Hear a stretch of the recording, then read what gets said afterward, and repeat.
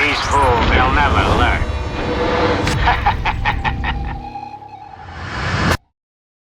Hello everyone and welcome back to the channel. If you're new here, thank you for joining. I'm Food for Thought, and yeah, this is my a little segment where I like to review films. I'm trying to do more reviews on YouTube, so hopefully more will be in the pipeline.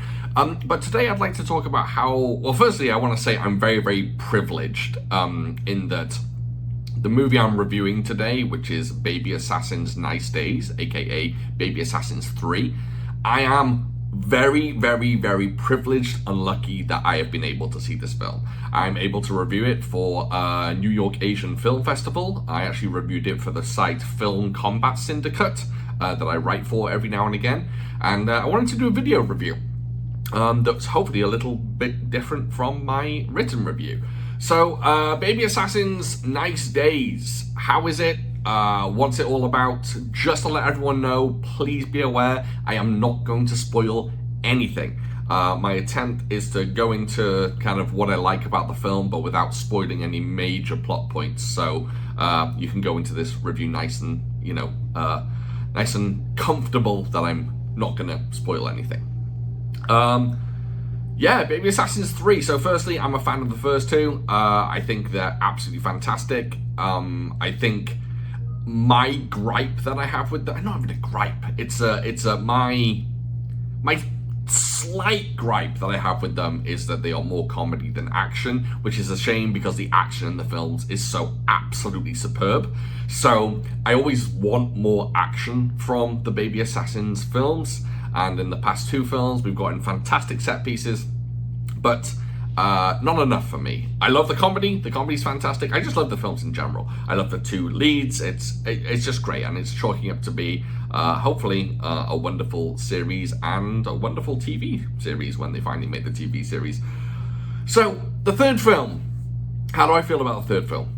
Well, so far it is my favorite film of the year, favorite film of 2024, and yes, I've seen Twilight of the Warriors walled in.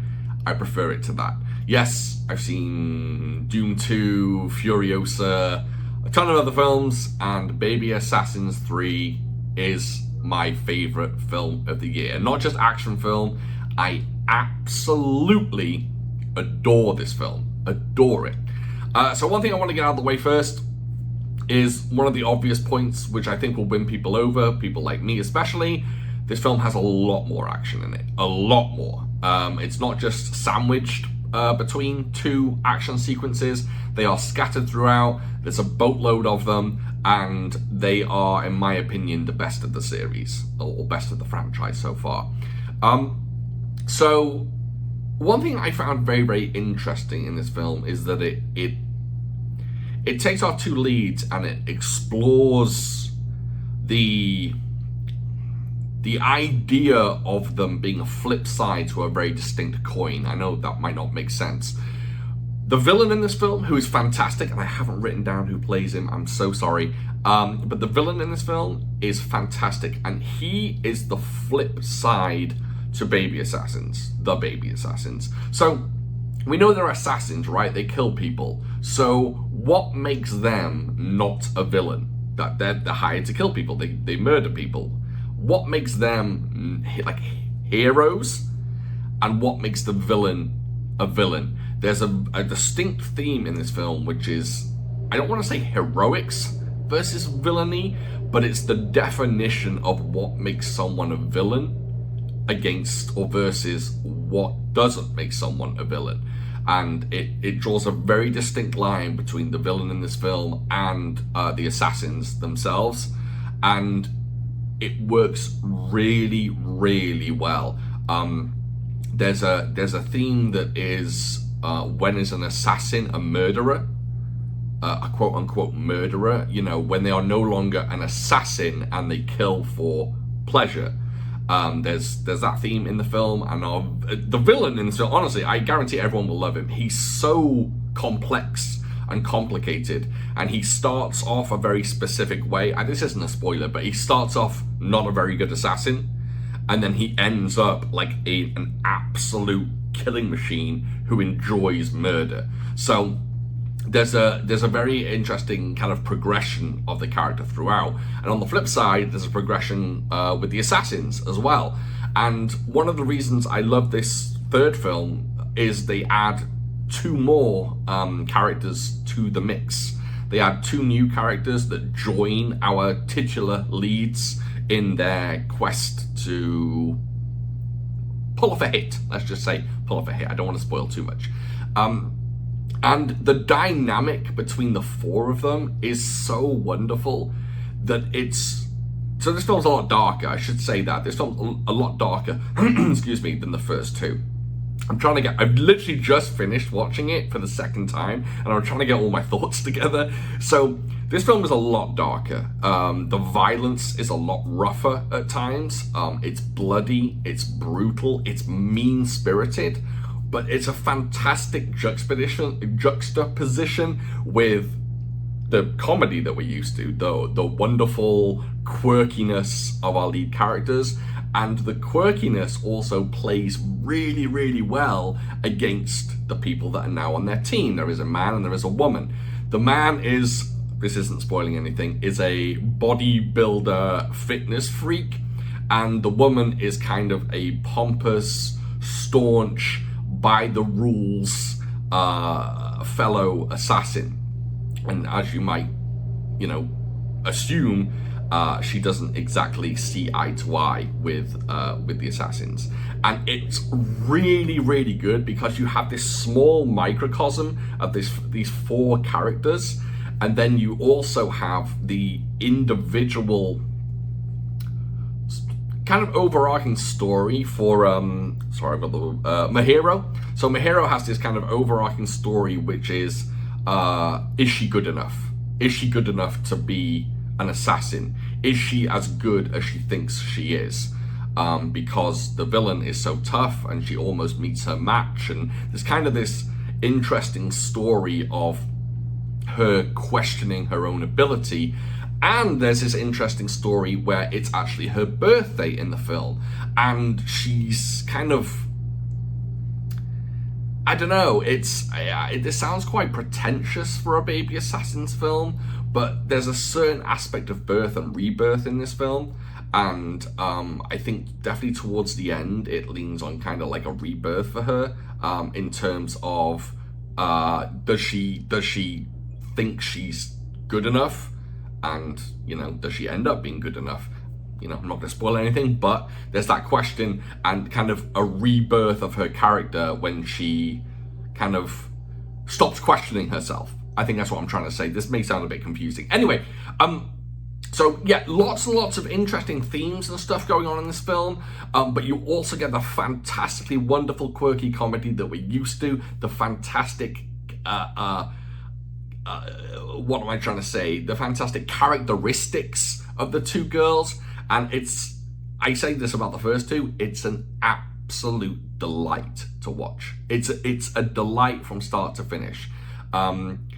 It starts with shocking violence and then flips immediately to the two girls. They're on vacation, they're having fun, and it's just that flip-flop between those things throughout the film. It's so good. It's so good.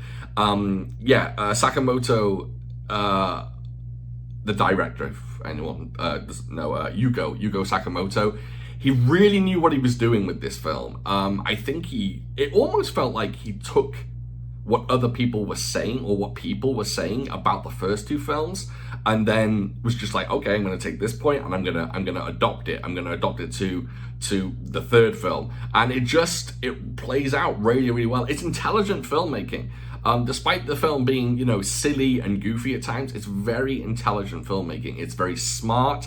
It's perfectly paced, by the way. This film is almost 2 hours long, and it is perfectly paced. There is not a dull moment in the film, whether it's the action or whether it's just the character development. It's just non-stop joy, this film. I promise you that.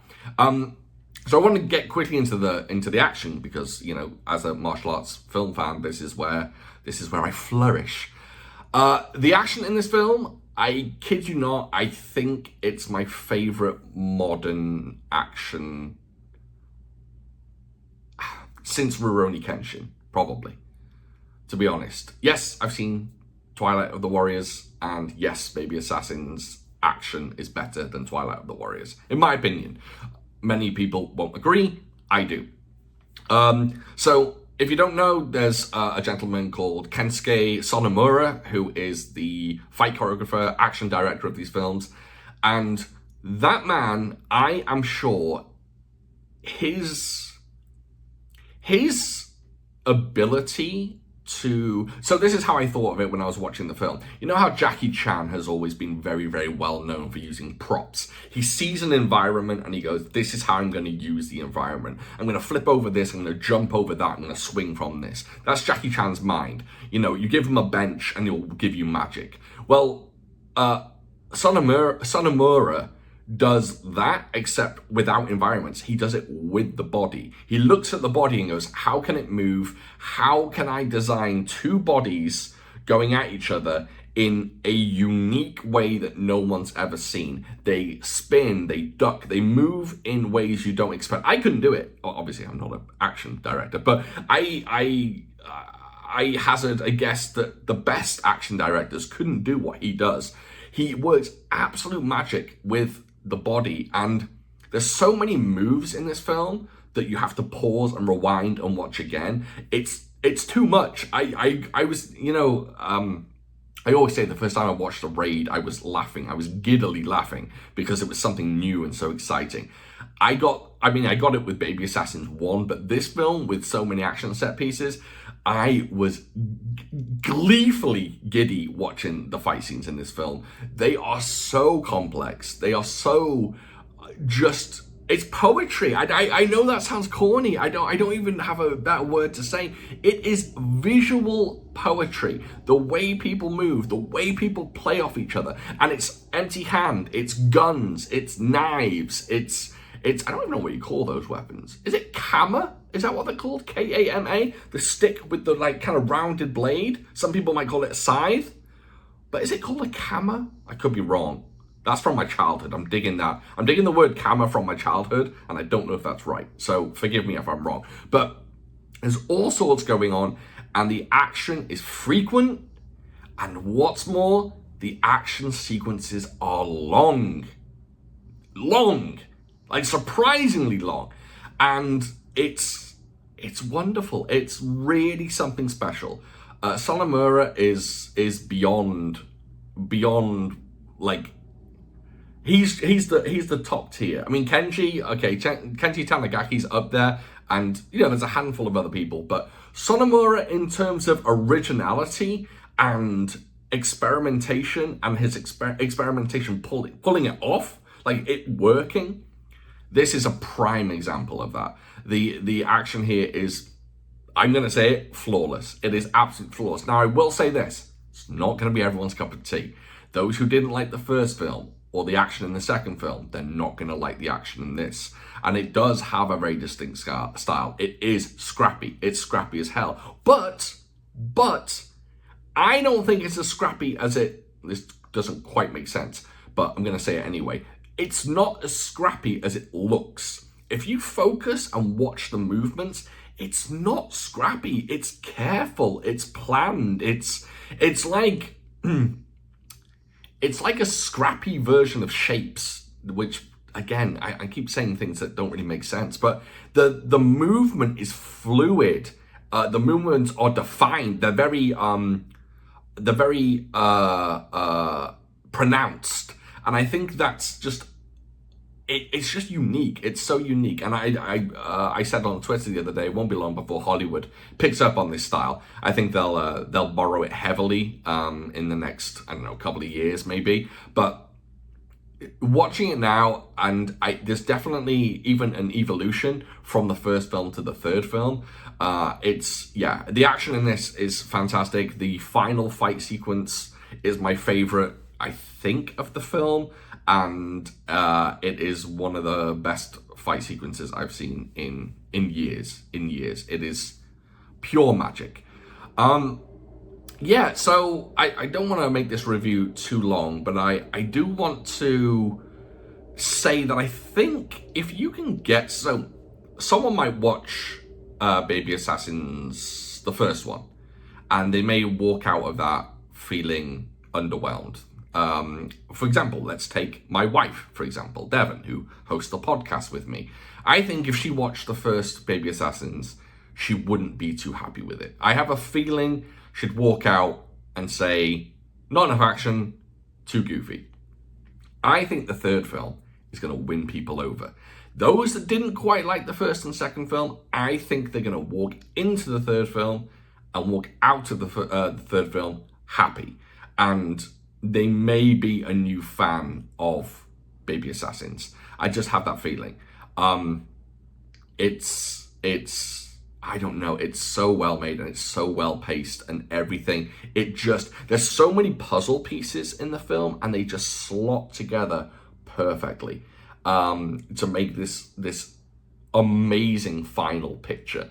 It's just, yeah, I think so many people are going to walk out of it loving it. Unfortunately, I think a lot of people will have seen the first film and they won't give the second or third one a chance. Or maybe they give the first film a chance and the second film a chance and then they give up on the third. Big shame, because they're missing out if they don't watch the third film. So I implore everyone when it comes out to watch it. It's well worth it. The plot is fantastic, very simple. The plot is very, very simple, but it's not about the plot in this. The plot houses these wonderful characters, and the characters are what makes this series, and especially what makes this film. They are fantastic. They are like, they mesh. They mesh and they clash at the same time. There's butting of heads, and then there's kind of joining and breaking up again, and it's just the dynamic is wonderful, absolute delight. So I don't know if I wanted to say more. I just there's a lot going on, and I think against the backdrop of this birthday thing that's going on, and yeah, it's. I think everyone's going to enjoy it. I think everyone's going to enjoy it. There will be those that just sit back and enjoy it for what it is, and there'll be those that sit back and watch it and kind of analyze it and take the themes and kind of enjoy it that way. Like I said earlier, it doesn't feel like a film that has very deep metaphor or is thematically poignant in any way, but it actually is. I feel like it is. I just don't want to say too much because I don't want to spoil it. That's it. I'll wrap it up here. I implore everyone, as soon as you can get a hold of it, well, not even get a hold of this, I'm sure it's going to hit theaters at some point. So as soon as you can get into theater, seeing this in a theater would be incredible. If it's showing around here, I'm going to go and watch it, unlike Twilight of the Warriors, which is not showing around here, so I'm not going to get to see that in the theater, unfortunately. But if you get to see Baby Assassins 3 Nice Days in the theater, please go and see it. You will absolutely adore it, especially if you're a fan of the first two. This is more of the same, but it's more of the stuff that you love as well. It's more character driven, it's more action, and the fact that they've introduced more characters, there's growth. I think the words I'm looking for is growth. There's just growth in this film, and I think yeah, the action's more brutal. Like I said, it's more bloody, more violent.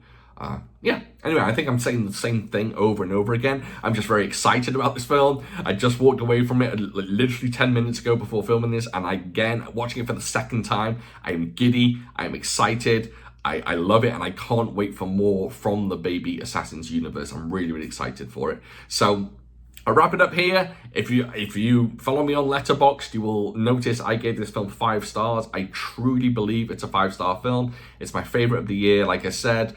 Whether it'll be my favorite at the end of the year, I don't know, but I'm pretty sure it's going to be, if not my favorite film of the year, then definitely my favorite action film of the year. I don't think anything, I'm looking into the future of like action films coming out this year. I don't think anything's going to top it unless some crazy surprise comes out and just blows me away. Anyway, thank you so much for watching, everyone. I really do appreciate you. I hope you get to see this film soon. I think Well Go USA have the rights in the US. Hopefully they drop it in some way, shape or form very soon. I'll be watching it again. Again, thank you. If you like what you see here, if you enjoy the review, please give me a thumbs up and put some comments. Put some comments below. I like to respond to all the comments, and I appreciate you if you do take some time out of your day to actually comment on my videos. Really, really do appreciate you. But yeah, like it, subscribe, share, all that good stuff, and I will catch you next time.